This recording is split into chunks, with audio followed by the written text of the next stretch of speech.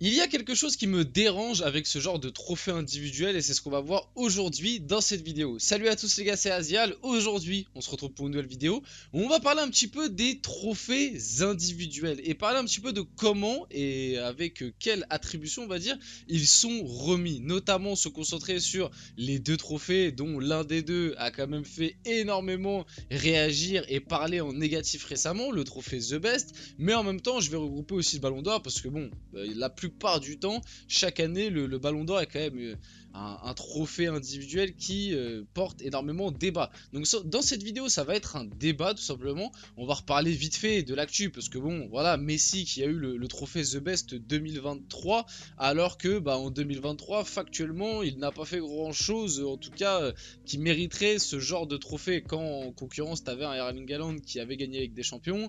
Voilà, bon, tu peux te dire qu'il y a des trucs qui clochent. Et en fait, dans cette vidéo, ça va même pas être pour incriminer Messi parce que bon, le trophée The Best 2023, en vrai, on s'en fiche un peu. Oui, Haaland aurait dû le mériter, mais bon, j'ai pas que ça à faire d'accabler Messi là-dessus. C'est juste aujourd'hui, on va faire un débat.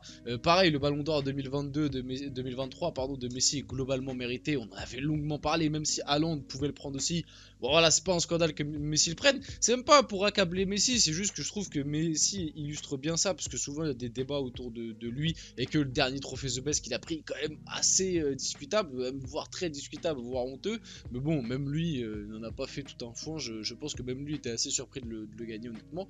Et aujourd'hui, on va faire un petit débat et je vais donner mon avis un peu sur comment sont attribués ces trophées. Est-ce que je trouve ça normal? Donc, installez-vous tranquillement. Ça va être une vidéo débat. En même temps, on va revoir l'actu. On va parler de ce trophée The Best 2023 du coup. Et puis voilà, avant que la vidéo commence, n'hésitez pas à liker, commenter, partager et vous abonner. Ça fait toujours plaisir et ça aide énormément pour le développement de la chaîne.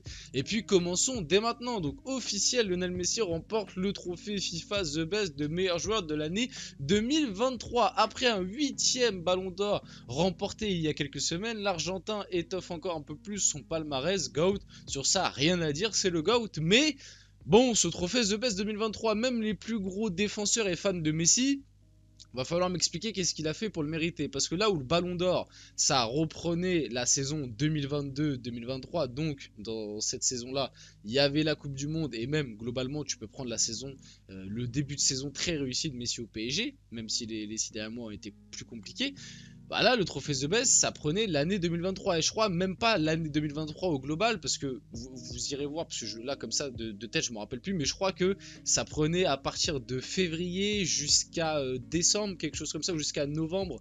De février à novembre, je crois, c'était la période en 2023. Donc globalement, bah, Messi, dans cette période-là, je suis désolé de le dire, hein, mais je sais même pas s'il est top 5, top 10 des meilleurs. Voilà, soyons honnêtes. Donc, ça me permet de démarrer un débat. Et de démarrer un petit débat et juste voir si certains vont être d'accord avec moi. Comment sont attribués ces trophées? On le sait pour le Ballon d'Or et pour le trophée The Best, parce qu'en vrai le trophée The Best c'est quand même moins important et médiatisé. Le truc le plus médiatisé et important dans l'imaginaire populaire, voilà, dans la tête de tout le monde, c'est le Ballon d'Or, parce que c'est ça qui décerne, même si le trophée The Best aussi, ça décerne techniquement le meilleur joueur de l'année 2023, mais on va dire le truc suprême quand t'es footballeur, c'est le Ballon d'Or, c'est le truc le plus historique, tous les plus grands joueurs, ou quasi, parce que malheureusement, il y a des joueurs qui auraient pu en prendre un qui n'en ont pas eu malheureusement. Mais voilà, c'est le truc symbolique quand t'es joueur de foot, ton rêve un jour, c'est peut-être d'avoir le Ballon d'Or. Mais on va parler de comment un petit peu est attribué le Ballon d'Or. Et je trouve que l'exemple de Messi, là, très récemment, en vrai, c'est un bon exemple. Je le répète, hein, ce n'est pas pour accabler Messi que je fais ça. Messi, en vrai, je l'avais dit, moi, quand j'avais parlé du Ballon d'Or, entre Haaland et Messi, bon, voilà, en termes de palmarès, ça se tapait. D'un côté, il y avait des champions, de l'autre côté, il y avait Coupe du Monde. Il y avait le côté Messi qui jouait beaucoup. Messi, en vrai, il méritait de prendre ce Ballon d'Or, les gars. C'est une Coupe du Monde et tout. Mais justement, je voulais revenir là-dessus. À l'époque aussi, tu vois, il y a un R9 qui a pris la Coupe du Monde en 2002, du coup, bam, Ballon d'Or. Un Cannavaro en 2006, bam, Ballon d'Or, etc., etc. Et en fait, moi, le truc qui me gêne un peu avec ces trophées, c'est que sur le papier, factuellement, c'est censé être le trophée qui récompense le meilleur footballeur d'une saison ou le meilleur footballeur d'une année. Et moi, je trouve quand même que sur les dernières éditions, et depuis peut-être un moment, même s'il y a eu la grosse hégémonie Messi CR7 qui se partageait les ballons d'or, et ça c'était assez justifié parce que bah, c'était les deux extraterrestres du football, je trouve quand même que depuis un certain temps, et même tu peux remonter à, comme je vous ai cité des exemples, hein, Cannavaro en 2006, voilà, en 2002, R9, alors le gars il est blessé toute la saison, il prend un ballon d'or. Je trouve que, et c'est dommage, et ça a toujours été un petit peu ça historiquement, que en fait ce trophée-là est plus attribué aux joueurs qui ont une certaine aura, aux joueurs qui ont un certain pédigré historique, tu vois, R9, Messi, Cannavaro, etc. Et qui ont réussi à faire soit un bon tournoi, ou soit à remporter un trophée majeur, Coupe du Monde, Ligue des Champions, plus que pour récompenser une saison. Vraiment le meilleur joueur sur une saison.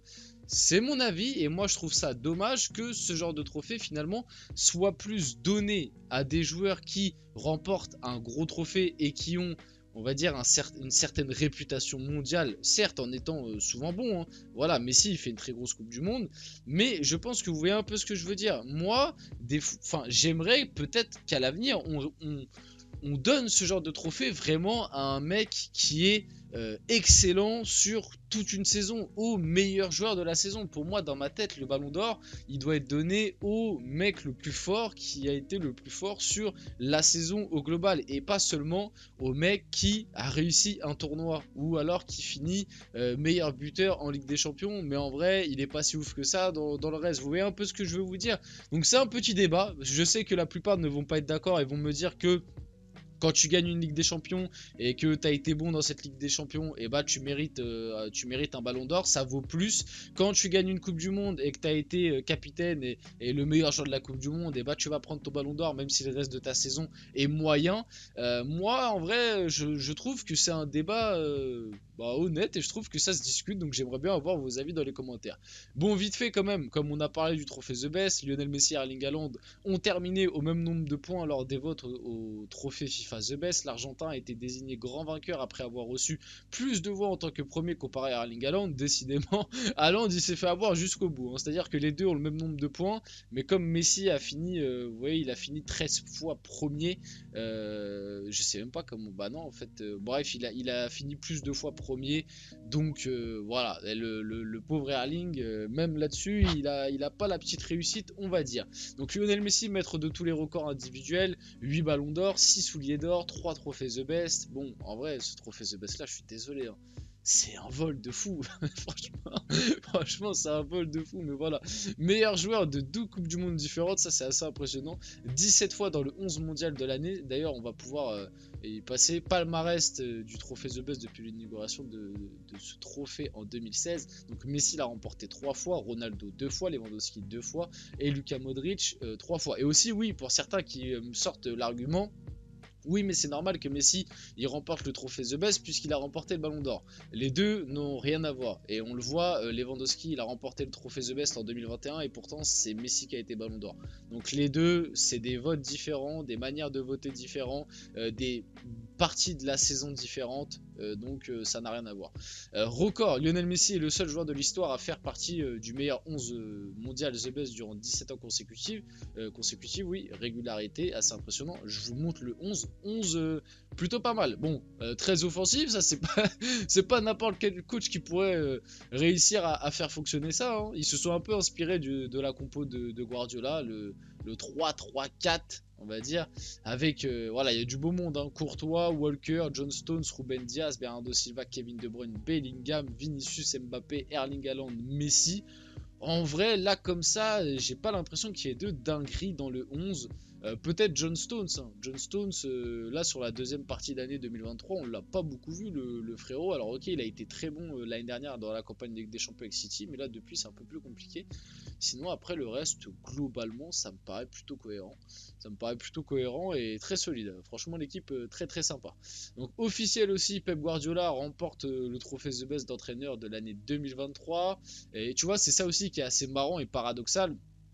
C'est que le trophée The Best 2023, globalement, City a tout raflé, sauf le trophée The Best, ils l'ont donné à Messi. Donc bon, Ouais, je comprends pas trop. Après, comme j'ai dit, on peut pas accabler les gars, faut pas tomber dans la spéculation, parce que je peux vous remontrer, comme c'est expliqué juste avant, il y a les capitaines, les coachs, les médias et les fans qui votent. Et on le voit, là où Messi a récupéré le plus de points, c'est via les capitaines et les fans. Donc en fait, c'est vous, nous, enfin nous quoi. C'est grâce à nous qu'il a récupéré le plus de points et aux capitaines des sélections. Donc même pas accablé, on dit souvent, et ça a encore été le cas sur ce truc, ouais, les médias ou la FIFA avantage Messi, bah factuellement les médias ils ont donné plus de points à Haaland et les coachs aussi. Donc voilà, c'est mais bon, je comprends pas trop comment ils ont fait pour voter comme ça, mais c'est comme ça. La petite question marrante, au Barça Prime ou le Manchester City actuel, qui gagne? Thierry Henry a posé ça à Guardiola, il a répondu fuck. Officiel, Ederson remporte le trophée The Best meilleur gardien de l'année 2023. Et on va pouvoir terminer la vidéo là-dessus. Voilà, j'espère que la vidéo vous a plu. Restez courtois dans les commentaires les gars, parce que je sais que certains vont vite s'énerver. C'était Asial, n'hésitez pas à liker, commenter, partager et vous abonner. On se retrouve très rapidement pour une prochaine vidéo.